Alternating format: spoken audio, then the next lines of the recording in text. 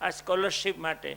એના માટે જેબી સર, એના તમામ ટ્રસ્ટીઓને જેબી સર ખૂબ ખૂબ અભિનંદન, ખૂબ ખૂબ અભિનંદન.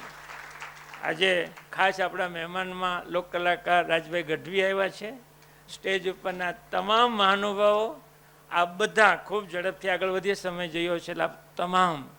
આમ તો અહીંયા તમે આવો છો ને એ જિજ્ઞાસા છે એટલે જ આવો છો, નવું જાણવાની, નવું સમજવાની, એટલે તમને જોરદાર અભિનંદન. આ જિજ્ઞાસા છે. હું 2 દિવસ પહેલાં બેઠો હતો કે આ મહેમાન કોણ ઓમની વાત કરતા હોય કે શું વિષય છે કે જિજ્ઞાસા.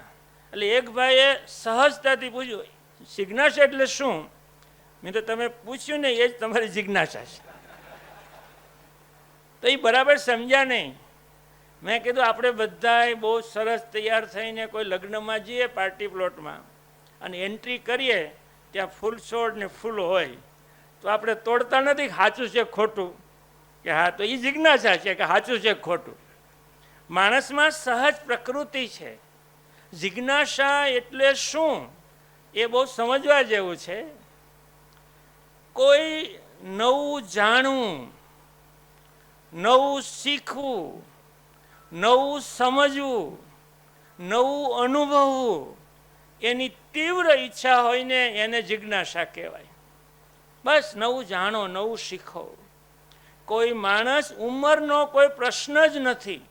આપણે કહીએ ને ઉંમર ન લાગે, મન નાનું હોય તો ઉંમરનો કોઈ પ્રશ્ન જ નથી. જે નવું જાણે તે જીવંત રહે છે, નથી જાણતા ને એ ડલ થાય છે. કોઈ આપણી પાસે બેસવા આવે તો સમજવું કે આપણે લાઈવ છીએ, જીવન છીએ, અને આપણીથી દૂર ભાગે સમજવું આપણે ડલ છીએ. એટલે જિજ્ઞાસા બહુ મહત્વનું કામ કરે છે માણસને પ્રગતિ કરવા માટે. તમે એક જોયું, દુનિયાના કોઈ પણ સફળ વ્યક્તિ હોય એ હંમેશા નવું શીખતા હોય છે, એ આપણે નથી શીખતા. દાખલા તરીકે સૌજીભાઈ ધોળકિયાને તમે જોઈ લો, હું તો એને નાનકડી ઓફિસ હતી ત્યારથી ઓળખું છું. સૌજીભાઈ ઓછું ભણેલા, ધંધામાં નવું નવું નવું નવું જાણ્યા જ કરે, જાણ્યા જ કરે.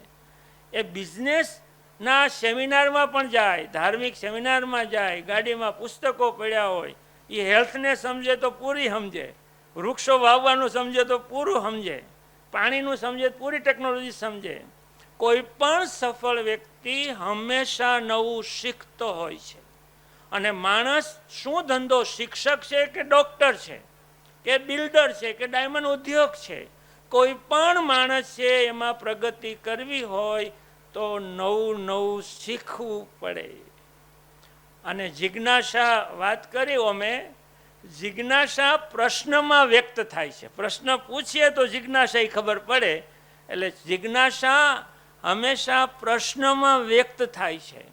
અહીંયા લખ્યું તો એ જ પ્રમાણે, અર્જુનને પ્રશ્ન ન થયો હોત તો કૃષ્ણ પાસેથી ગીતા જ્ઞાન મળ્યું ન જ હોત. નચિકેતાને પ્રશ્ન થયો ન હોત તો યમરાજા પાસેથી આત્મજ્ઞાન મળ્યું જ ન હોત. ન્યૂટનને મનમાં પ્રશ્ન થયો ન હોત તો ગુરુત્વાકર્ષણનો નિયમ શોધાણો જ ન હોત. અને રાઇટ બ્રધર્સને એવું ન થયું હોત કે પક્ષીઓ કેમ ઉડે છે, માણસ કેમ ન ઉડી શકે, આવો મનમાં પ્રશ્ન થયો ન હોત તો વિમાનની શોધ જ થઈ ન હોત. આ પ્રશ્ન એ જિજ્ઞાસાની અભિવ્યક્તિ છે. માણસ માત્રમાં પ્રશ્નો થવા જોઈએ. હવે મને તમને પૂછવાનું મન થાય છે, મને કેટલાને જવાબ આવડે છે? પહેલો પ્રશ્ન, આ આકાશ બ્લુ કલરનું કેમ છે? સૂર્ય ઉગે કે આથમે ત્યારે લાલ કલર કેમ થાય છે? અને ક્યારે વિચાર્યું છે આપણે માળામાં 108 મણકા કેમ હોય છે? 108 કેમ? અને ઘણા આપણા ધાર્મિક નેતાઓને 108 કેમ કહીએ છીએ? પપ્પુ દધુ, પરમ ધર્મ ધુરંધર એવું કહીએ ને, 108. આવો સહજ પ્રશ્ન થવો જોઈએ. બસ આવા પ્રશ્નો તમારા મનમાં ઉગે ને એટલે જ વિચારોનું વાવેતર કાર્યક્રમ આપણે શરૂ કર્યો છે. આ હેતુ જ આ છે, પ્રશ્ન થવો જોઈએ. આપણે બધાય ખબર છે ને, મનસુખભાઈ નારિયા જેવા તો વિજ્ઞાન ભણાવે છે. આપણા પ્રકાશમાં 7 કલર હોય ને, જાનીવાલા પીનારા. સૂર્યમાંથી જે પ્રકાશ આવે છે એ 7 કલર એમાં છે. આપણે ભલે સફેદ જોઈએ છે, અને 7 કલરમાં એક બ્લુ કલર પણ છે. અને બ્લુ કલરની રેન્જ થોડીક ઓછી છે, લાલ કલરની રેન્જ લાંબી છે. અને આપણા પૃથ્વીના વાયુમંડળમાં જ્યારે પ્રકાશ સૂર્યનો આવે ત્યારે રંગ વિખેરાય છે. એટલે બ્લુ રંગ છે એ જાજો વિખેરાય છે વાયુમંડળમાં. એટલે બ્લુ રંગ જાજો વિખેરાય છે એટલે આકાશ વાદળી દેખાય છે, આ સિવાય કાંઈ નથી. અને જ્યારે સૂર્ય આથમે છે કે સૂર્ય ઉગે છે ત્યારે સૂર્યના કિરણો પૃથ્વી ઉપર બહુ લાંબા અંતર કાપીને આવે છે. એટલે બ્લુ કલર અટકી જાય છે અને લાલ અને નારંગી કલર અહીંયા સુધી ઉગે છે.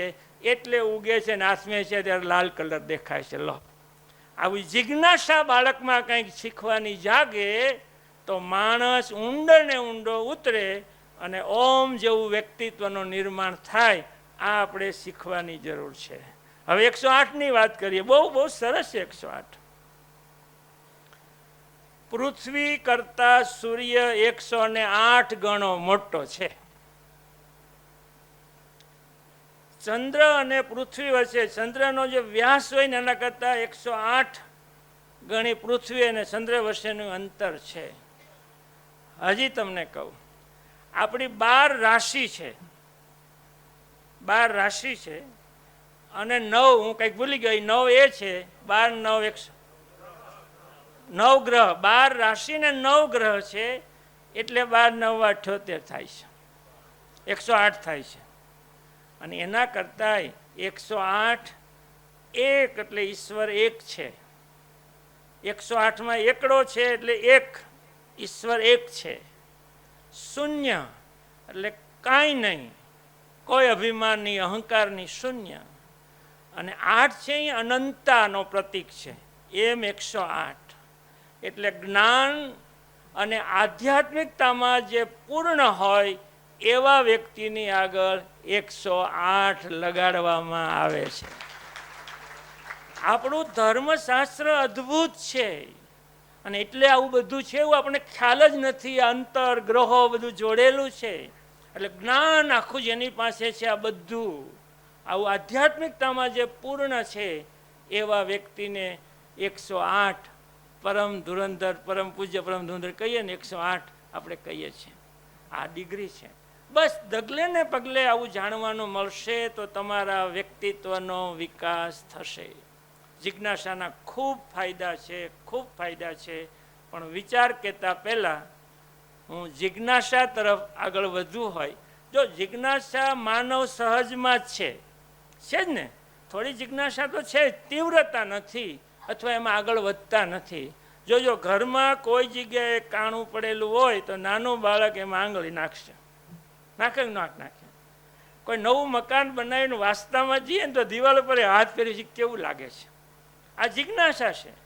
જિજ્ઞાસા તો બધામાં છે, પણ જીવનને આગળ લઈ જવા માટે પ્રશ્ન પૂછીને એમાં ઊંડું ઉતરવા માટે કોઈને પ્રશ્ન પૂછો અથવા જાતને પ્રશ્ન પૂછો તો તમને દિશા મળે ને મળે. એવો બહુ મોટો ફાયદો આ જિજ્ઞાસા શબ્દમાં છે.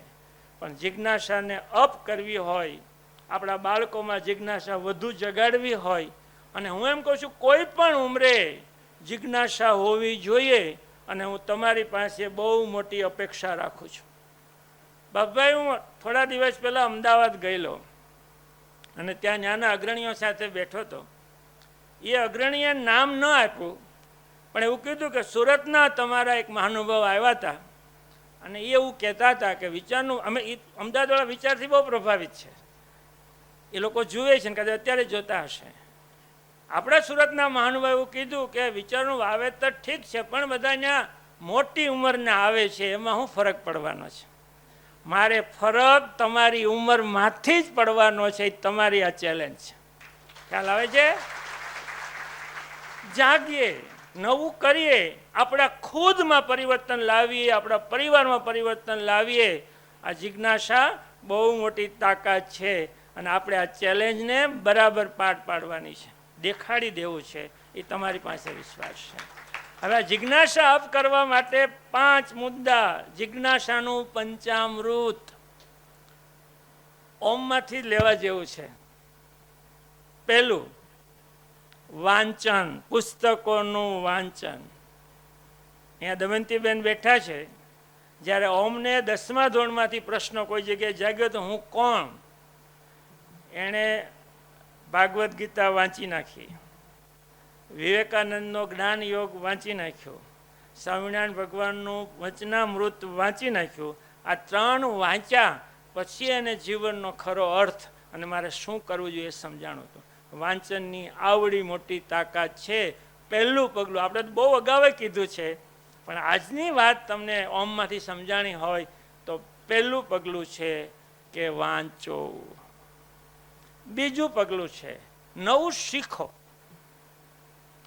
ગમે તે નવું જેટલું શીખાતું જાય એમ આપણામાં ક્રિએટિવિટી વધતી જાય, આપણે વધુ જાણવાની ઈચ્છા થાય અને નવું શોધાય, નવું આપણે આવડી જાય એનો આનંદ થાય, એટલે વધુ કામ કરીએ. નવી રસોઈ શીખો, નવી ટેકનોલોજી શીખો, નવું કાંઈ પણ શીખો. કીધું ને કે આટલા વર્ષે યુનિવર્સિટીમાં ભણે છે. મેં દાખલા તરીકે પોલિટિકલ સાયન્સનો 59 વર્ષે પરીક્ષા આપીને આશય કાંઈ નહોતો. મેં જાણું તો ખરું પોલિટિકલ સાયન્સવાળા હું ભણે છે, અર્થશાસ્ત્ર તો જાણું આ દુનિયાની ઇકોનોમી કેમ ચાલે છે, બસ એટલા માટે. તો વાંચવું, નવું શીખવું. અને ત્રીજો બહુ મહત્વનો પ્રશ્ન છે એ પ્રશ્ન પૂછો. પૂછીએ નહીં તો મનમાં રહી જાય. પ્રશ્ન 2 રીતે પૂછાય, સામેની વ્યક્તિને પણ પૂછાય અને પોતાની જાતને પણ પૂછાય. પ્રશ્ન પૂછો, વાંચો, શીખો, પ્રશ્ન પૂછો. અને ચોથી એક મહત્વની વાત છે, વિવિધ વ્યક્તિઓ સાથે વાતો કરો. ઘણા વાર મહેશભાઈ જેવા યંગ યુવાનો છે એ અલગ અલગ વ્યક્તિને મળવા જાય, કાંઈ વાંધો, એમને મળવા જાય. નવું વ્યક્તિને મળવાથી નવી વાત, નવો વિચાર જાણવા મળે. વાતો કરો. આપણે લગ્ન પ્રસંગે ભેગા થઈએ ને, હું એમાંનો જ છું, લગ્ન પ્રસંગે ભેગા થઈએ એટલે આપણે ઓળખતા હોય ને એની હારે રહીએ. 2 જણા લગ્નમાં ગયા તો 2 જણા હારે રહીએ.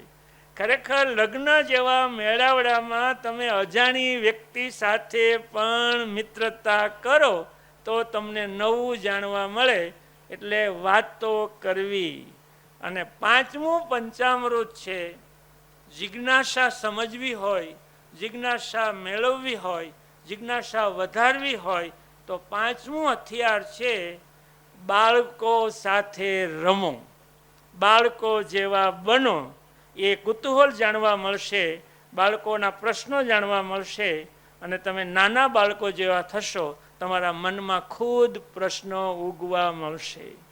એટલે હંમેશા બાળકો સાથે રમો. તો યાદ રહી ગયા, વાંચો, શીખો, વાતો કરો, બાળકો સાથે રમો અને વાતો કરો. આ 5 પંચામૃત છે. બસ આટલી વાત કર્યા પછી આજના કાર્યક્રમમાં ખાસ કરીને ઓમે જે અદ્ભુત વાત કરી છે, યાદ રાખજો બધા. એના આધારે જો વિચાર કેવો હોય 165માં, તો બહુ સરળ છે. જિજ્ઞાસા જ સફળતાનું મૂળ છે. જિજ્ઞાસા જ સફળતાનું મૂળ છે. તે વ્યક્તિને અસામાન્ય બનાવી દે છે. મોનીમાં ઘણા બાળકો ભણતા હતા, સાહેબમાં ઇંગ્લિશ સ્પોકનમાં ઘણા બાળકો જતા હતા અને પેન સ્ટેટ યુનિવર્સિટીમાં 50,000 બાળકો ભણે છે. પણ ઓમ બધાથી અસામાન્ય બન્યો. જિજ્ઞાસા સફળતાનું મૂળ છે, જે વ્યક્તિને અસામાન્ય બનાવે છે. હજી આપણે સમજવું હોય તો જિજ્ઞાસા પ્રગતિશીલ જીવનની ચાવી છે.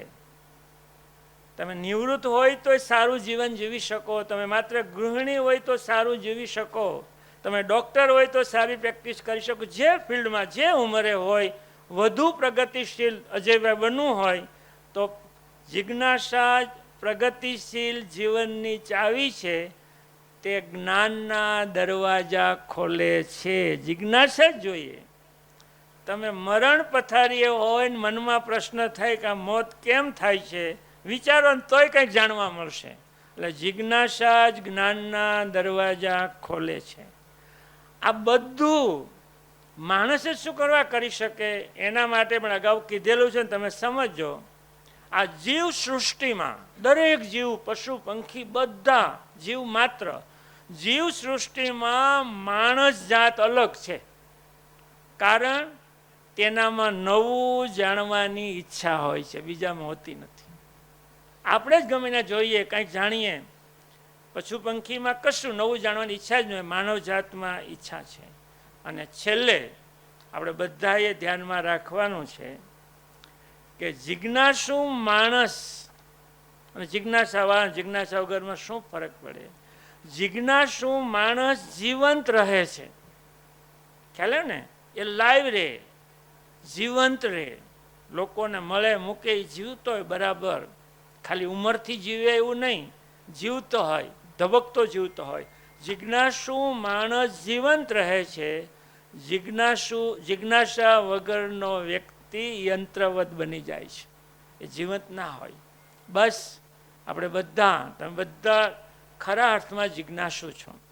નકર સવારના પોરમાં એટલી બધી સંખ્યા અને બહાર પણ એટલી બધી સંખ્યા બેઠી હોય, એ તમારામાં નવું જાણવાની અદ્ભુત તીવ્રતા છે.